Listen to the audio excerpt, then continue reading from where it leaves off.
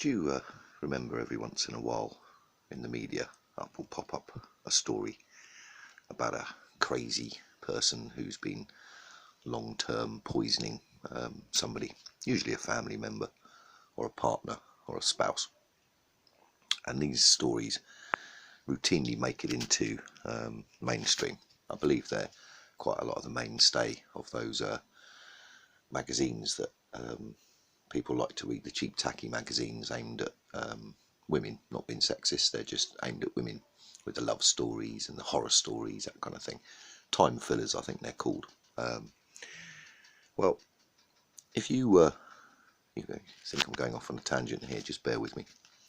If you shoot somebody in the head and there's witnesses, and obviously you would think you'd be arrested and you would be sentenced to murder, and you'd end up in prison because one, it's an instant crime, two, there's witnesses, and three, there's a body, and the wound causing death is blatantly obvious, and nobody actually needs to speak about it if there were witnesses and let's say there's CCTV. So that's a pretty obvious statement to make. Now imagine that you were a crazy, salacious, nasty little person, and you were the type of mentality that would poison somebody over a long term, eventually rendering them completely and utterly unable to look after themselves. That you'd pick away at every aspect of their life, from their finances through to their, well, as I say, their physical health, their mental health, their ability to communicate with the outside world. You'd disrupt their friendships, you'd disrupt their family relationship, if the sole aim, well, really because you're a psychopath, and it would usually be because the person is jealous or envious of the other person, because they could never be or match what that person is in life. So something inside them, the psyche drives them to slowly poison and kill that person.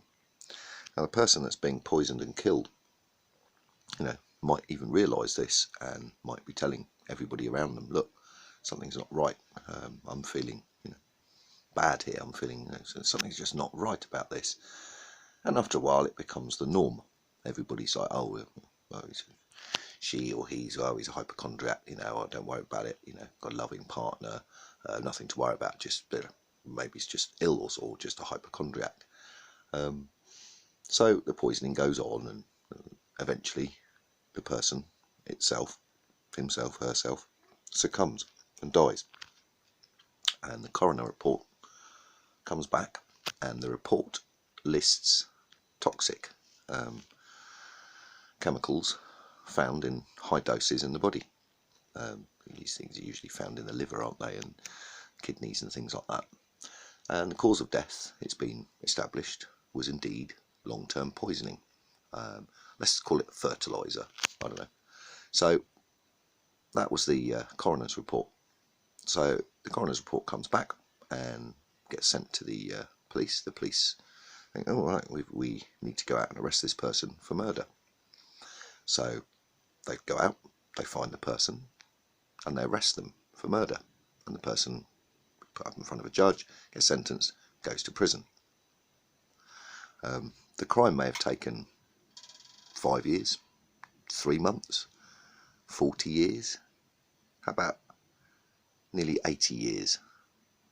Because what I've just described is Zionism in the Western world. Cheers, everybody.